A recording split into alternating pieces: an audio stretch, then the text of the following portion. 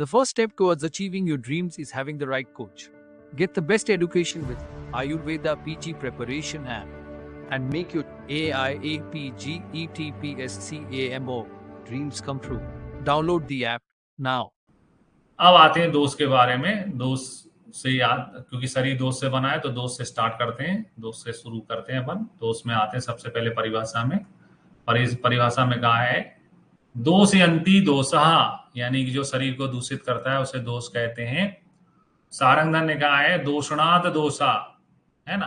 तो इति इति इति का मतलब होता है स्टार्टिंग। स्टार्टिंग हमेशा कैसे की जाती है? हमेशा किससे की जाती है? बड़े आचार्य से। चरक में इति आता है। और सारंगधर का हम श्लोक पढ़ेंगे तो सारंगधर का आएगा दोषणात् दोषा धारणात् धात्वा मलिनीकरण मला। ये सारंगधर का श्लोक है। दोषणात् दोषा धारणात् धात्वा मलिनीकरण मला, ऐसा करके सारंगधर का श्लोक है। तो अब आते हैं दोषों में। तो दोषों में शारीरिक दोष जो है वो 3 होते हैं, वात पित्त कफ, है ना। इनमें वात प्रधान होती है ये शारीरिक दोषों में। शारीरिक दोषों का श्लोक जो है वो सबका अलग अलग है, पहचानने की परीक्षा है, पहचानते हैं। तो चरक का है वायु पित्त कपश चुक्ति शरीर दोष संग्रह। तो चरक में शरीर दोष शब्द यूज किया है चरक के में। सुश्रुत में आता है वात पित्त एव श्लेष्मा, सा से सुश्रुत सा से श्लेष्मा, है ना। सा से सुश्रुत सा से श्लेष्मा, ऐसा याद करना है ना। तो सुश्रुत में श्लेष्मा शब्द आता है। और वायु पित्त कपश चेक्ति त्रियो, पहले नंबर पे आते हैं हमारे यहाँ चरक आचार्य। सबसे पहले अपन चरक पढ़ते हैं, उसके बाद में सुश्रुत पढ़ते हैं, और 3rd नंबर पे जिसका कथन देखा जाता है, 3रे नंबर पे आते हैं भागवत। भ्रतरई में यही क्रम होता है। तो 3रे नंबर पे आए अष्टांग, त्रियो वाला अष्टांग का है। और वात पित्त कफ दोषा शरीर व्याधि हेतु, शरीर के अलावा एक बच्चा और सही, एक बच्चा और सही, एक चीज और जोड़ दो। तो ये मेरा जो फंडा है याद कराने का, एक बच्चा और सही, ये बोलने वाले कौन है? काश्यप। तो चरक में शरीरो दोष आता है, श्लेष्मा शब्द सुश्रुत का यूज किया हुआ है, त्रियो शब्द जो है वो अष्टांग का है। ऐसे करके आप ये चारों श्लोक, किसका श्लोक कौन सा है वो पहचान सकते हो कि वात पित्त कफश चुक्ता शरीर दोष संग्रह चरक का है। वात पित्त श्लेष्मणा एव दोष संभव हेतु सुश्रुत का है, सा से सुश्रुत सा से श्लेष्मा। और वायु पित्त कपश त्रियो 3रे नंबर पे आते हैं हमारे अष्टांगकार, तो त्रियो वाला अष्टांग हृदय का है।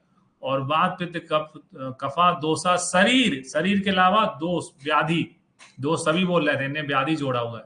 व्याधि हेतु किसका है? काश्यप का है। फिर आते हैं मानसिक दोष। मानसिक दोष 2 होते हैं, रज और तम। इसमें रज प्रधान होता है।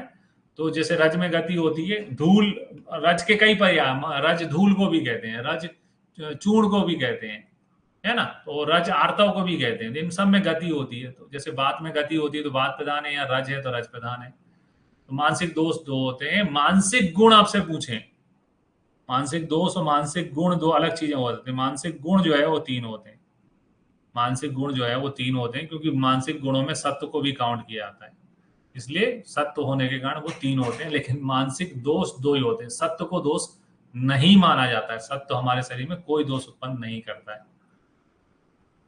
फिर आते हैं दोषों का पंच महाभूत से संबंध। दोषों से पंच महाभूत का संबंध जो है किसने स्थापित किया है? तो दोषों से पंच महाभूत का संबंध जो है वो भागवत ने स्थापित किया हुआ है, अष्टांग हृदय संग्रहकार ने स्थापित किया हुआ है। तो पंच महाभूत के उन्होंने कहा है, वात के बारे में कहा है कि वात की उत्पत्ति कैसे हुई है? वायु आकाश धातुआ वायु, वायु की उत्पत्ति वायु और आकाश महाभूत से हुई। और पित्त की उत्पत्ति कैसे हुई है? आग्नेय पित्तम। तो ये इंपॉर्टेंट लाइन है, आग्नेय पित्तम। आग्नेय पित्तम जो है किसका श्लोक है? इसने में आ से चालू होता है, ये अष्टांग का है। आप तो ये ध्यान है कि संग्रह,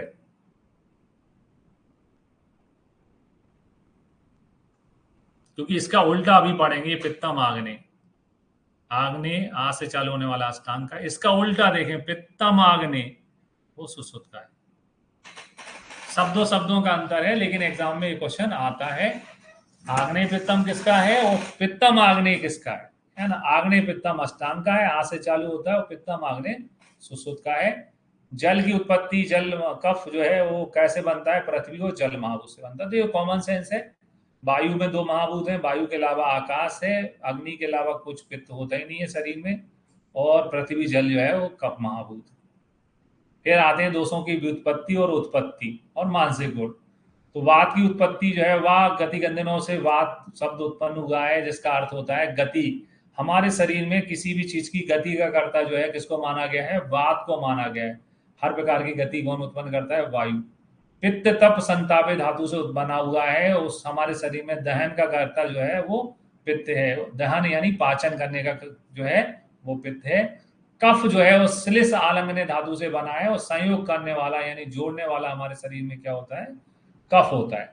तो श्लेष आलंगनी श्लेष्मा जो जोड़ता है उसको हम कफ कहते हैं। ठीक है। वायु वात की आत्मा है, वायु पित्त अग्नि में है, और श्लेष्मा सोम में है। मानसिक गुण जो है वो सारंगधर ने बताई, ध्यान रखना। फिजियोलॉजी में कोई चीज छूट गई थी और उसकी पूर्ति करने वाले आचार्य जो है वो सारंगधर है। सारंगधर ने कहा है वात रजोगुण प्रधान होता है, गति होती है उसमें। पित्त जो है वो तमोगुण प्रधान होता है, प्रकाश होता है उसमें। तो तम में अज्ञान होता है, ठहराव होता है। कफ जो है बाल्यावस्था में तमोगुण की अधिकता होती है, अज्ञानता ज्यादा रहती है। तो कफ तमोगुण प्रधान है, पित्त सत्वगुण प्रधान है, और वायु जो है वो रजगुण प्रधान होती है। मानसिक गुण किसने बताया? सारंगधर ने, ध्यान रखना है। फिर आओ भागवत अनुसार जो है शरीर वय और विभिन्न कालों में दोषों का संबंध स्थापित कैसे किया गया है वो देखते हैं। तो भागवत ने कहा है कि हमारे शरीर में वात का स्थान हृदय और नाभि के नीचे होता है। यानी हमारे पूरी बॉडी में जो नीचे का हिस्सा है, हृदय नाभि से नीचे का हिस्सा है, हृदय से नीचे का हिस्सा है, कमर के नीचे बोलते हैं कुल सीधी भाषा में, तो वो वात का होता है। हृदय और नाभि के बीच में पित्त का स्थान होता है, और हृदय और नाभि के ऊपर जो है वो कफ होता है। वाय के हिसाब से देखें, वात जो है वृद्धावस्था में प्रकोपित होती है, वात वृद्धावस्था में, पित्त युवावस्था में प्रकोपित होता है, और कफ बाल्यावस्था में प्रकोपित होता है। दिन के अपरा में, अपरा का मतलब होता है दोपहर, दोपहर के बाद है ना, शाम का जो टाइम होता है, शाम के टाइम में अपरा में जो है वो वात प्रकोपित होती है। मध्य में दोपहर में जो है वो पित्त प्रकोपित होता है। पूर्वा में अर्ली मॉर्निंग में कफ प्रकोपित होता है। ऐसे ही रात के समय भी चलता है, रात्रि के लास्ट पीरियड में वात प्रकोपित होती है, बीच वाले में पित्त होता है, और रात्रि की स्टार्टिंग में कफ प्रकोपित होता है। ऐसे ही खाना खाने की स्टार्टिंग में, यानी खाना खाते ही प्रथम अवस्था पाक जो है वो मधुर अवस्था पाक होती है, तो कफ का प्रकोप होता है ना। प्रथम में मधुर अवस्था पाक होती है, तो मधुर अवस्था पाक होने से कफ प्रकोपित होता है। और मध्य में जो है वो अम्ल अवस्था पाक होती है, विदग्ध होता है, तो पित्त प्रकोपित होता है। और अंत में जो है कटु अवस्था पाक होती है, वात की उत्पत्ति होती है, तो इसलिए अंत वाली अवस्था में वात प्रकोपित। तो ये दोषों के बाय काल के हिसाब से क्या हो शरीर में घटना घटती है, ये किसने बताया हुआ है? भागवत ने बताया। अब आते हैं लास्ट, वो है आश्रय आश्रयी भाव, है ना। आश्रय आश्रयी और दो धातु मलों का संबंध, वो भी किसने स्थापित किया है? अष्टांग संग्रहकार ने स्थापित किया है। यानी कि हमारे शरीर में कौन आश्रय है, कौन आश्रयी है, वो अष्टांग संग्रहकार ने बताया है। तो श्लोक में लिखा है तत् अस्थिनी स्थितो वायु, हमारे शरीर में वात का स्थान क्या है? अस्थि। तत् अस्थिनी स्थितो वायु असक स्वेदो पित्तम, असक स्वेदो पित्तम, यानी कि रक्त में और स्वेद में पित्त होता है। शेषेषु श्लेष्मा, और बाकी शेष चीजों में, हमारे शरीर में बाकी जितनी भी चीजें बचती हैं उन सब में क्या रहता है? कफ रहता है। तो अस्थि वात का स्थान है, पित्त का स्थान रक्त और स्वेद है, असक और स्वेद है, रक्त और स्वेद है पित्त का स्थान। और शेष में यानी कि रस में, मांस में, मेद में, मज्जा में, शुक्र में, मूत्र में, और जो है पुरुष में क्या रहता है? कफ रहता है। शेषेषु श्लेष्मा शब्द आता है यहाँ पर। चिकित्सा की बात करें तो वात जो है वो भ्रंगण करने से वात का समन होता है, तो वृद्धि होने पर जो है भ्रंगण किया जाता है, उससे वात कम हो जाती है। और वात की क्षय होने पर लंघन किया जाता है, लंघन करने से वात की वृद्धि होती है। कंसेप्ट में आपको समझाता हूँ। जैसे एक कमरा है, वो कमरे में बहुत सारी जो है टेबल रखी हुई है, कुर्सी रखी हुई है, ठीक है। अगर इसको आप खाली करोगे कमरे को, तो कौन आएगा? एयर। तो वही कंसेप्ट है, खाली जब भी करोगे आप, लंघन करोगे, तो आपके शरीर में किसकी वृद्धि होगी? वायु की। तो लंघन करने से वात बढ़ता है, इसलिए क्षय में लंघन किया जाता है। और वृद्धि में, जब शरीर में वात की वृद्धि होती है तो भ्रंगण किया जाता है, इसको भरा जाता है और, ठीक है। और पित्त और कफ में इसके अपोजिट होता है। पित्त का जब क्षय होता है तो संतर्पण करते हैं, पित्त का जब, कफ का जब क्षय होता है तो संतर्पण करते हैं, और कफ की जो वृद्धि होती है तो अपतर्पण करते हैं। तो ये तो बिल्कुल सिंपल है। वात में थोड़े टिपिकल शब्द हैं लंघन और ब्रंगण, जो हमें ध्यान रखने हैं। ठीक है, तो ये था फिजियोलॉजी की स्टार्टिंग। हमने देखा आयु क्या है, जो है अष्टांग आयुर्वेद क्या है, शरीर क्या है, दोष क्या है, और दोषों का शरीर में संबंध क्या होता है।